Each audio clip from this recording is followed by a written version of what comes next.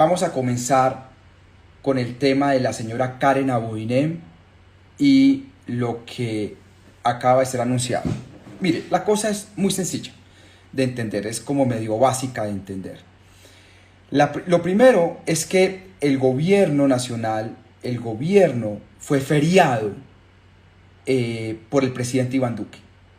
Él tuvo miedo de que seguramente lo tumbaran y antes de eso, y lo que hizo fue que entregó todo este país, se lo entregó a la vieja clase política corrupta, todo el país. El más beneficiado de eso, o el partido, uno de los partidos más beneficiado de eso, los partidos más beneficiados de esos fue Cambio Radical. Cambio Radical liderado por Vargas Lleras, porque tiene dos alas. ¿Qué hubo, Esteban? ¿Cómo estás? Ya está Esteban conectado. Hola Ariel, buenas noches. ¿Me escuchan ahí?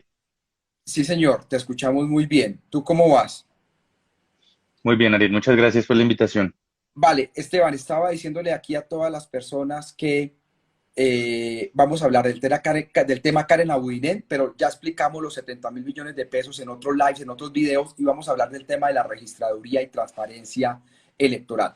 Estaba comenzando con el tema de Karen Abouinen. Yo lo que estaba diciendo es que el presidente Iván Duque, en lo fundamental, ferió este país a la clase política tradicional, por dos razones. Uno, porque pues él tenía que proteger a Diego Molano y tenía miedo que lo tumbaran. Y dos, pues porque la clase política tradicional está muerta del pánico de que los vayan a cambiar y que les vayan a quitar el poder el próximo año. Entonces, Iván Duque entregó, ferió el país. Eso fue una corruptela monumental. Y uno de los más grandes beneficiados fue el partido Cambio Radical. El partido Cambio Radical tiene dos alas, dos alas. Una, el ala de Germán Vargas Lleras, donde, por ejemplo, está Germán Barón Cotrino, senador, donde estuvo Carlos Fernando Galán en su momento, antes de que, cuando perdió Vargas Lleras, él renunció, etcétera. Esa es como el ala nacional de Cambio Radical. Y luego está el ala regional de Cambio Radical, donde lo lideran particularmente el Clan Char. Digamos, el Clan Char es como el gran. Entonces lo que hizo el gobierno nacional es que entregó a esos dos clanes los cuatro ministerios. Cambio Radical hoy tiene Ministerio de Comercio con la señora Lombana, eso es Vargas Lleras. Ministerio Salud con el señor Fernando Ruiz y el viceministerio con el señor Moscoso, que fue secretario de Salud de Alex Char y que tienen todo eso. Y miren lo de salud, eso ha sido un desastre, el tema de salud, más de 100.000 muertos en esta pandemia, o escasez de vacunas, etcétera, eso ha sido un desastre. El Ministerio del Deporte, que es otro desastre, además este gobierno siempre ha creído que el deporte es clientela política, que es como el deporte nacional, mire cómo nos fue mal en los Juegos Olímpicos, y pues tienen a la señora Karen Abouinen en el MINTIC, y la señora venía a estar en el ICBF. Y además Vargas Lleras y la Casa Char negoció con el gobierno nacional la Procuraduría. La Procuraduría es de la señora Margarita Cabello, quien era ministra de Justicia de Duque, renunció y se pasó ahí. Y Margarita Cabello es de la Casa Char, es una procuradora de la Casa Char. Entonces lo que tenemos hoy es una aberración institucional. La ministra Karen Abouinen es una marioneta de la Casa Char que está investigada por la pérdida de 70.000 millones de pesos y va a ser investigada por otra marioneta de la Casa Char, que es la señora Margarita Cabello. O sea, esto es una locura. O sea, esto solo pasa en Colombia. Esto es como un platanal. ¿Tú tienes algo que decir, Esteban, para yo no seguir aquí envenenándome la cabeza? No, Ariel, se observa en el tema de la... Muy buenas noches a todas las personas que nos están viendo en este momento, en este live. Yo quiero adicionar una vaina muy interesante, Ariel, que se vio la semana pasada, que es todavía más aberrante, y es el tema de la moción de censura en la discusión, en el debate, en el que se le cercena la posibilidad a Paola Ochoa, que salió con el tema de la denuncia de poder participar. O sea, sí será el miedo que tienen estos tipos, que le tienen miedo a una periodista que puso ante la opinión pública estos hechos. Pero lo que es más lamentable es cuando usted empieza a dar la última parte de este circo tan putrefacto, como si es que se le puede llamar así, cuando los congresistas, Ariel, 11 congresistas del clan Char, entre ellos representantes a la Cámara como Lord Dewey, empiezan a hacer una defensa asquerosa de esta señora y empiezan a plantear que la Pero ministra... es que, Esteban, qué pena lo interrumpo, es que Lord Dewey es un Sí, asqueroso, pero bueno, sigue, por favor. claro, además el tipo, de acuerdo con lo que ya ha señalado Ocasión Pública, lo que hemos hecho desde PARE señalando todos los cuestionamientos que tiene, pues sale en una defensa bastante lamentable de lo que es la gestión de esta señora dentro del MINTIC. Incluso imagínese, la línea de defensa de ellos, como usted lo acaba de decir, es tan descarada que empiezan a hablar sobre los réditos políticos que tuvo en la participación con Elsa Noguera, dentro de la alcaldía de Elsa Noguera, dentro de los gobiernos de los Char, y al final, Ariel, la ministra, es tan descarada que menciona que gracias a Alex Char, hoy Barranquilla es otro lugar, hoy el Atlántico es otro lugar, y que gracias a ese clan, ella está ahí. O sea, son tan descarados que aceptan eso y se defienden a partir de eso, diciendo que antes le salimos a ver ahora nosotros a la ministra, que deja perder 70.000 millones de pesos porque ella ahora es la que persigue a los corruptos cuando ella no denunció absolutamente nada. Si la W, si las labores de investigación que se realizan no eran salido a la luz pública, esos 70.000 millones de pesos, Ariel, se pierden, y súmele además todo el contrato de 1.07 billones de pesos que se han podido perder. Ahí hay un tema, y ya para pasar a lo que nos convoca, que es todo el tema electoral, ahí hay un tema que ustedes tienen que tener en cuenta, que es el siguiente. Iván Duque, además de ser un mal presidente, falto de experiencia, es un tipo sin criterio, sin carácter. Entonces yo creo que el tipo no está contento con que esté Karen Abudinen ahí, pero no tiene cómo moverla. Es decir, el tipo entregó tanto el país, ferió tanto el país, que él no tiene, yo creo que él quisiera sacar a Karen Abudinen, pero no puede, o sea, no lo dejan, está preso de las maquinarias corruptas, y si los Char no autorizan a que saquen a esa señora Abudinen, no la pueden sacar. Y además se sabe, ¿no? Que la señora Abudinen es la próxima alcaldesa de Barranquilla, porque allá nunca hay elecciones, eso se lo entregan ya, eso es como una finca que le entregaron eso a los Char. La van a poner allá a ella como candidata a la alcaldía y seguramente va a ganar. Es así, ¿no, Esteban? Sí, no, igual Ariel, ahora imagínense el nivel de podredumbre de esta situación que ya vemos a Germán Vargas Lleras, que es parte de una ala radical, de cambio radical, donde el tipo saca columnas señalando a quien fuera su otrora aliada y socia con los Char en Barranquilla. O sea, ya Vargas Lleras, que es el tipo que más ha estructurado gran parte de lo que son estas dinámicas burocráticas y de clanes políticos, hasta él le parece corrupto, a Vargas Lleras. O sea, hemos llegado a unos niveles ya terribles en este país, Ya, en es que, donde incluso se está sacando eso. o sea, el ala vargallerista, que es bien clientelista y corrupta, está ya asombrado del nivel de corrupción del ala de los Char de Cambio Radical, porque eso es cierto, la columna de ayer de Vargalleras en El Tiempo es dramática, Dios mío, esto sé si es la vaina de Lampa. Total, bueno, ¿algo más, Esteban, para pasar al otro tema? Para pasar al otro tema, Ariel, yo quisiera de hacer una antesala también de algo bastante particular que desde Pares denunciamos el año pasado, y era esta situación sobre el código electoral, del cual había una patica muy particular en la que está también señalada Karen Abudinen y el ministerio. Yo creo que con eso la gente va a empezar a tener pistas de lo que está pasando, y es que ellos hicieron el negocio de las cédulas digitales dentro y con la bendición del MINTIC. Eso nosotros lo señalamos, lo dijimos públicamente, de hecho no se ha hecho ninguna revisión, y eso se hizo también en alianza con el registrador Alexander Vega y sale desde el MINTIC. Entonces, si en esto de centros poblados, que era para el internet gratis a los niños, vimos que se desapareció la plata, yo quisiera preguntarme qué está pasando con el tema de cédula digital y qué va a pasar ahora con la implementación de este nuevo código electoral para ya darle paso a lo que nos convoca hoy. Pero Esteban, no, habla un poquitico de lo de las cédulas digitales. No corresponde, pero háblalo un momento, háblalo, por favor. El año pasado, dentro del marco de las labores que estaba haciendo la registraduría, supuestamente para generar un espacio de renovación en el país, se estableció una figura que se inventó Alexander Vega, en el cual usted va a poder tener una cédula digital que no reemplaza el documento en físico que tiene usted, pero que le puede servir, digamos, como un espacio dentro de su celular para poder usted tener una identificación ahí. La cuestión es ¿qué necesidad había de gastarse toda esa cantidad de plata haciendo ese ejercicio? Y al día de hoy, ¿cuántas de las personas que nos están viendo utilizan eso? Yo no sé si usted tiene su cédula digital, Ariel, yo no la tengo, no entiendo ni para qué lo hicieron y porque además eso no contribuye de ninguna manera ni a la transparencia ni al desarrollo, por ejemplo, de la cedulación, de la identificación o de la votación de la gente. Eso es algo que fue con la bendición del Ministerio de las TIC, que Karen Aboinen empezó a hacer ese proceso también, supuestamente de lobby, de lo que se trabajó para el Código Electoral, y era supuestamente para la votación de carácter digital, cuando para eso no se necesita una cédula de carácter digital, Ariel. Juanchito dice robo radical, yo lo llamo corrupción radical. Bueno, vamos a pasar al tema. Bueno, aquí yo le pido a toda la gente que está que nos tenga un poquito de paciencia. Yo, por favor, les pido que nos tengan paciencia, porque esto es una clase de ciencia política hecha en unos pocos minutos, medio aburridora, pero les vamos a explicar qué es esa vaina de los software electorales, qué fue lo que se denunció hoy. Entonces, aquí nos vamos a demorar sí, unos 20 minuticos, pero yo les pido que por favor tengan paciencia y compartan este live que es muy importante para que la gente lo conozca. La cosa es la siguiente. Esteban, yo voy a hacer una pequeña introducción y luego usted me va complementando para profundizar. Listo. Mire, entonces la cosa es la siguiente.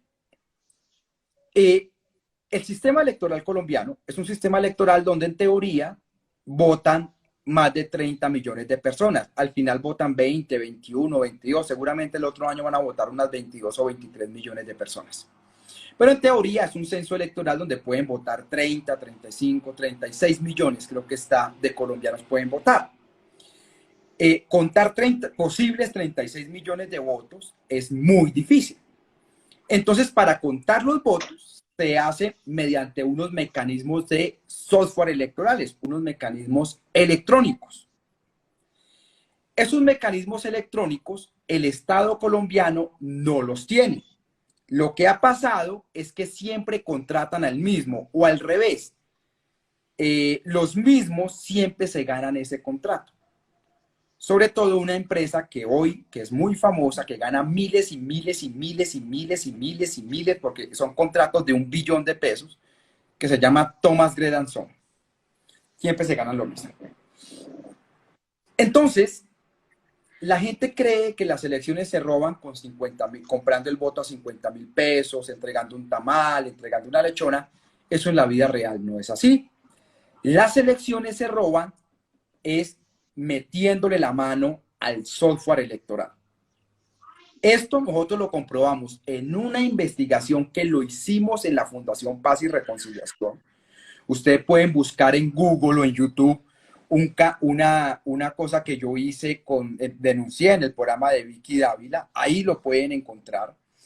Y hay una sentencia del Consejo de Estado donde se demuestra que hubo un robo de un montón de votos y que eso se hizo metiéndole la mano al software electoral.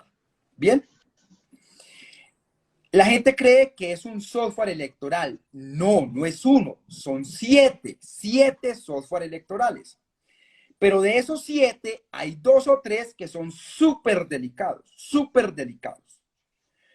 Hay uno que es el software de jurados electorales. Jurados electorales. Entonces, los que han votado acá, los que hayan votado acá, por ejemplo, aquí acaba de escribir Sara. Entonces, Sara pues, seguramente ha votado. Entonces, Sara sabe que cuando va a una mesa de votación, Sara encuentra 6 jurados electorales. 6. Entonces, la pregunta que uno se hace es ¿cómo seleccionan esos 6 jurados? ¿Cómo los seleccionan? Supuestamente es un mecanismo de una balota, ¿no? Como si usted en este pocillo metiera un montón de pimpones y sacara 6. Lo que nos dimos cuenta desde el año pasado es que ya no tenían jurados electorales docentes, funcionarios públicos, sino una cosa que se llaman jurados electorales fantasmas. Un negocio de venta de hamburguesas tenía 4 empleados, declaraba tener 50 y 48 eran jurados electorales. Y a eso se le llaman jurados electorales fantasmas. Entonces, esos jurados electorales fantasmas eran los que modificaban los votos. Por ejemplo, una cosa, este es un 1, ¿sí? Entonces, al final, cuando terminaba el conteo en una cosa que llaman formulario C14, al 1 le trazan una línea así y queda convertido en un 4. Entonces, un candidato que sacaba 11 votos, el jurado hacía esto y esto, 2 líneas, y quedaban convertidos en 44 votos. Entonces, uno de los softwares más delicados es el tema del de jurados. El otro software delicado, que es al que le meten la mano, es el de transmisión de datos. Que es, ustedes han visto que uno está sentado viendo Caracol o RCN o Canal 1, el que sea, pues para no tomar partido, y ustedes se dan cuenta que comienza boletín 1 y a los 5 minutos boletín 2 y a los 10 minutos boletín 3 y boletín 4 y los votos llegan así. Ese es el software de transmisión de datos. Y lo que se dice es que a ese software se le modificó el algoritmo y un voto no vale un voto, sino que vale 0.9 y terminan robándose las elecciones. Hasta aquí la primera parte de la explicación. Esteban complementa y después les explico qué hay que hacer, cómo hay que hacer y quiénes se ganan esto. Esteban, ¿algo que decir de esto? No, ahí dentro del proceso que nosotros identificamos en 2018, Ariel, tomamos como referencia para profundizar sobre todo en el tema del software, como usted lo menciona, una sentencia del Consejo de Estado. O sea, esto ni siquiera nos lo inventamos nosotros. Esto fue parte de un proceso judicial que llevó el partido Mira, el partido Cristiano Mira, al cual luego de un proceso en el Consejo de Estado, luego de irse con abogados, con un poco de gente a ver cada voto, Ariel, cada voto y cada cartilla, cada de 14, cada de 11, cada de 24, que son esos formularios donde se registran los votos, identificaron que en el software, Ariel, los votos que aparecían en esos formularios les habían hecho el salto del canguro. Y es que lo que aparecía registrado en ese formulario había tenido una modificación de esos números, como lo menciona usted, y cuando iban al software cambiaba la cantidad de votos. Lo particular de esto es que se identificó que, yo no sé si usted se acuerda, nosotros fuimos víctimas con el exregistrador además, que decía que eso era un invento nuestro, que una persona se podía equivocar, que eso era una cuestión de los jurados, que los jurados habían tachado, habían puesto mal. Una vez está bien, 100 veces está bien, 60.000 veces es una desproporción, Ariel. El Consejo de Estado identifica que cogieron y abrieron en cada uno de esas votaciones por cada persona y hubo cambios en menos de 30 segundos de 1.000, 2.000 votos, Ariel. Eso no lo hace un ser humano, eso no se puede hacer ni porque se coordine todas las mesas del país para poder hacer cambios, no se logra. Eso se logra cuando se le mete mano a ese software. Un software, una parte de un software que además está contratado hoy con una empresa que sale señalada no solamente por la denuncia que se hace el día de hoy, sino por una serie de denuncias que ya se han hecho anteriormente en el monopolio del manejo de las elecciones. Y ahí le doy la palabra a usted, Ariel, para saber de qué se trata, qué empresa es y para ir construyendo cómo es que se viene dando este tema del fraude electoral en Colombia. Entonces, como ya lo dije yo, también lo recalcó Esteban, las elecciones es un sistema complejo. Por eso yo les dije que me tuvieran paciencia, que esto es un poquito aburridor. Hay unos formularios C14, que son 3 tiras como estas, donde, bueno, entonces tal candidato sacó tantos votos, luego hay un formulario de 24 que es muy importante, luego hay uno muy importante que es el de 26, que es como el más importante. Entonces son formularios que los llaman así, pero todos son formularios donde van consignando los votos y van modificando las elecciones. Colombia es un sistema en el que un contrato para unas elecciones puede costar 1 billón de pesos. Lo que denunció hoy la W, que nosotros lo sabíamos antes, pero bueno, ellos hicieron el trabajo antes, nos chiviaron, pero lo hicieron bien, es que el mismo contratista de siempre se ganó la licitación. Hay una empresa que se hace llamar Thomas, Gret Son, que son los que siempre se ganan el proceso de la registraduría. Y esos tipos son los que supuestamente tienen el software electoral, pero no es uno, son 7, sino que incluso en la licitación queda como si fuera uno. Y esos tipos dicen que su software es único y que no lo pueden mostrar. Y entonces el registrador se lava las manos y dice, ay, no podemos hacerle auditoría a los software, aunque ellos dicen que es uno al software, pero son 7, al software, porque es que es privado y no es público. Y si nosotros auditamos ese software, violaríamos el secreto, que es como una patente, y no lo podemos hacer. Y así se van lavando las manos. Estos tipos de Thomas Gret and Son, además de eso, tienen contratos por todo lado del Estado. Y ahí hizo presencia en la junta directiva o algo así. Creo que estuvo Andrés Pastrana, Marta Lucía Ramírez, un montón de políticos siempre han estado ahí, aunque en esto no estoy totalmente seguro. Y ellos siempre se ganan la licitación. Lo que encuentra hoy la W es que hay como un pliego sastre. Los pliegos, aquí hay más de 500 personas conectadas. Si ustedes compitieran para un trabajo, compitiéramos entre todos para un trabajo, lo ideal sería que todos tuviéramos las mismas garantías y que independientemente alguno se ganaría o no. Lo que se encuentra es que hay pliego sastre. ¿Qué significa? Hechos para que se lo gane uno determinadamente. Esteban, ¿algo que complementar? Sí, Ariel, ahí son tres cosas que menciona la W ahí sí como decían, si usted va a hacer las cosas mal, hágalas bien.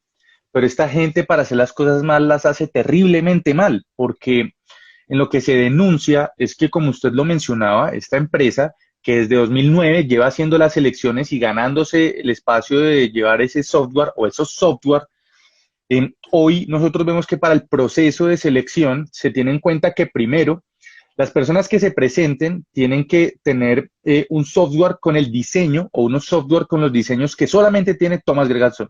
Entonces ya ahí de entrada eliminan cualquier competencia.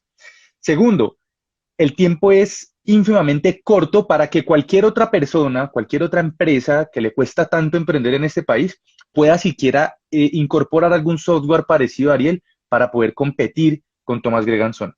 Pero lo que es más grave es que piden de experiencia que en las últimas elecciones presidenciales hayan participado en esas elecciones presidenciales. O sea, esto es una soberana estupidez, Ariel, porque si usted ha entregado ese contrato siempre al mismo contratista y además ni siquiera hay pluralidad de oferentes, es decir, que varias personas se pueden presentar y usted les pone todas estas talanqueras, todos estos problemas, pues el negocio es redondo y ese negocio está diseñado no solamente para que Thomas Gregason se lo gane, sino también para que el registrador pueda continuar llevando a cabo las elecciones con todos los problemas que hemos advertido y que incluso en el nuevo Código Electoral se aprobó lo mismo, sin mecanismos para proteger las elecciones, sin mecanismos para hacer auditorías, sin mecanismos para poder revisar esos software, Ariel. Una cosa pequeña que quiero agregar es lo siguiente, imagínense que en esta vaina, y la gente que nos está escuchando puede llevarse una sorpresa muy grande, van a haber 3 elecciones, ni siquiera son las elecciones presidenciales nomás, son las elecciones de consejos municipales de juventudes, las elecciones de Congreso de la República y las elecciones de primera vuelta. Eso suma 1.2 billones, Ariel. 1.2 billones es lo que le da a Estados Unidos de presupuesto, Estados Unidos, para la lucha contra las drogas en Colombia. Y a eso súmele que si tenemos segunda vuelta, seguramente la va a haber, se le suman 600.000 millones de pesos más para llevar a cabo ese segundo contrato y todo se lo llevan en línea. O sea, esto es mejor dicho, esto es moñona completa. 1.2 billones. Ya, yo les dije a ustedes en la promo que íbamos a abudinear solo 40 minutos de su tiempo, a robar, perdón, abudinear 40 minutos de su tiempo. Y ya vamos en 30, Esteban, es que hablamos muy largo nosotros acá. Entonces, vamos a la tercera parte y es cómo evitamos que nos abudineen las elecciones, cómo evitamos que nos roben las elecciones, qué hay que hacer, porque pues ya sabemos qué es lo que van a hacer. Entonces, hay que hacer 5 cosas. Lo primero es que la gente tiene que votar masivamente y votar para cambiar. Si la gente vota por los mismos, cuando uno vota por bandidos, gobiernan bandidos. Y más importante que las elecciones presidenciales son las elecciones a Congreso. Entonces, lo primero que tienen que hacer los ciudadanos es salir a votar bien. Y vayan, hagan pedagogía con sus familias. Vayan, hagan pedagogía. Los que tienen a Colombia en esta situación de hambre, de miseria, es Cambio Radical, el Centro Democrático, el Partido Conservador, el Partido Liberal, esos partidos cristianos que se las dan de éticos, como ese partido Mira y no hace más que chupar de la teta del Estado sin importar. Esos son los partidos que no se pueden votar. Y obviamente el corrupto, perdón, el Partido Conservador, que es una mano de ampones, eso por eso no se puede votar. Entonces, lo primero es votar bien. Segundo, hay que ser testigos electorales. Testigos electorales son los que están desde las 7 de la mañana, porque tienen que verificarla a los jurados electorales. Eso no es llegar a las 10 de la mañana, no. Hay que llegar a las 7 y estar hasta las 4 de la tarde. Y si algunos de ustedes son jurados de votación, échenle ojo a su compañero o compañera para que no modifique. Pero también es muy importante estar en los escrutinios, es decir, después de que se cierra la votación, después de las 4 de la tarde. Ahí hay que meterse y cuidar los votos de todos los alternativos. Si son del Partido Verde, pues cuiden los del pacto histórico. Si son del pacto, pues cuiden los de la coalición de la esperanza, pero cuiden los votos de los alternativos, de todos. Eso no es solo los de mí o los de mi candidato, no, todo el mundo. Entonces, testigos electorales. Tercero, instituciones como la que yo trabajo, donde trabajamos Esteban y yo. Esteban está conectado de la cuenta de la Fundación Paz y Reconciliación, ¿cierto, Esteban? Sí, Ariel. Bueno, ahora colocas tu cuenta personal para que lo sigan también en Instagram a Esteban, que también tiene cuenta personal. Entonces, nosotros somos la Fundación Paz y Reconciliación. Nosotros vamos a estar haciendo veeduría en las elecciones. La misión de observación electoral, las Naciones Unidas, la OEA, la Unión Europea, todos que esas instituciones tienen que estar en terreno haciendo veeduría. Cuarto, la oposición debe unirse y crear, ahí escribió Pare, sí, Esteban Analytic, es la cuenta de Esteban quien está acá. La oposición debe crear un sistema paralelo de conteo de votos. ¿Sabe cuánto puede valer eso, muchachos y muchachas? 8.000 millones de pesos. Eso cuesta un jurgo de plata, pero hay que hacer el esfuerzo. Y lo último que tenemos que lograr es que le hagan auditoría a esos software. Otra vez, son 7 software, no es uno, son 7, y que le tienen que hacer auditoría. Y que no nos metan ahora el cuento de que un simulacro es una auditoría. No, un simulacro no es una auditoría. ¿Algo sobre eso, Esteban? Sí, Ariel, ahí hay dos o tres cosas tal vez para adicionar, como usted ya bien lo mencionó. Lo primero es que, retomando el tema de los jurados de votación, yo creo que eso es una labor muy cansona, o sea, a nadie le gusta ser jurado de votación, eso es llegar ahí, usted pararse, etcétera, lo que sea, pero por ahí nos abudinean también las elecciones, Ariel, la verdad sea dicha, ahí podemos empezar por ese lado. Y hay una práctica muy particular que yo la viví, y es la de, somos 6 meses, soy 6 jurados en una mesa, entonces usted llega y dice a los 3, venga, yo estoy mediodía y usted está al otro mediodía y al final nos encontramos y hacemos el conteo de los votos. Muchos de los jurados de votación con los que usted está en esa mesa seguramente fueron puestos fraudulentamente. Y si usted se va de su puesto de votación y si usted no está pendiente, incluso siendo jurado, usted también puede ser cómplice de que muchos de esos votos se pierdan. Lo segundo, Ariel, es muy sencillo, es el tema dentro de los escrutinios, es algo bastante complejo, usted ya lo ha dicho muchas veces y tiene toda la razón, y este es un mensaje muy potente que se ha dado, y es el de ya robarse los votos, como se hacía antes, eso ya es muy primitivo, eso es prehistórico, eso ya, mejor dicho, lo hacen ya los políticos muy viejos, los dinosaurios políticos. Ahora se roban las elecciones es en el espacio de los escrutinios, es decir, los 3, 4 días después de las elecciones, del día de las elecciones. Ahí es donde también toca estar pendiente, ahí es donde también toca ir como observadores, toca ir como testigos. Y lo último es que si hay un mecanismo muy jodido que ha sido de los más terribles, yo creo, para la democracia, y es que tampoco ya se compran votos, sino que se compran cédulas. El tema de vender la cédula es el negocio más estúpido que usted puede hacer. Si usted le compra una cédula en 50.000 pesos, Ariel, la cédula, ya ni siquiera el voto, en la cédula el candidato impide que usted vote por el otro candidato y además asegura el voto propio. Eso es terrible, eso es cercenarle el derecho a usted, eso es descuartizarle casi la mano. Ese caso, ¿te acordás? En La Guajira pasó eso. Claro, en La Guajira pasó en 3 municipios y ¿saben qué hicieron después para que la ciudadanía sepa, para que los que nos están viendo acá, que no es negocio y que no sean tan, no tengan ese pensamiento? Ustedes les quitan la cédula un día antes, 2 días antes, yo creo que muchos lo saben, 50.000 pesos, Ariel, ¿y cuánto le sale a usted sacar el duplicado? Porque resulta que estos manes van y cogen y cortan las cédulas y las botan en el centro del pueblo para restregarle a usted la corrupción. Eso no puede ser posible. Usted sacar la cédula, otra vez le sale 60.000, 80.000 pesos. Eso no tiene sentido y además se queda sin la cédula para hacer las vueltas. Usted es cómplice de la corrupción, no venda la cédula, esté pendiente si le toca hacer jurado de votación y estén pendiente de los votos en el escrutinio o en el conteo después de las elecciones, Ariel. Solo eso. Hay dos cosas que ha dicho Esteban que es súper importante, súper importante. Lo primero es que si usted es seleccionado jurado de votación, hágalo.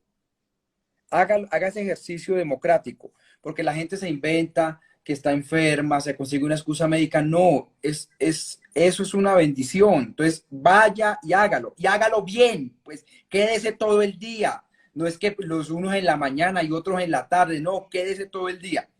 Y si va a ser testigo electoral, no sea flojo, no sea floja, madruga a las 6:30 de la mañana, llegue allá, esté en los escrutinios, lleve un sándwich en la mochila para que coma, o sea, hágalo bien o no lo haga. Eso es como mi papá me decía a mí cuando se me ponía bravo, o va a hacer las cosas bien o no las haga, entonces hágalo bien o no lo haga.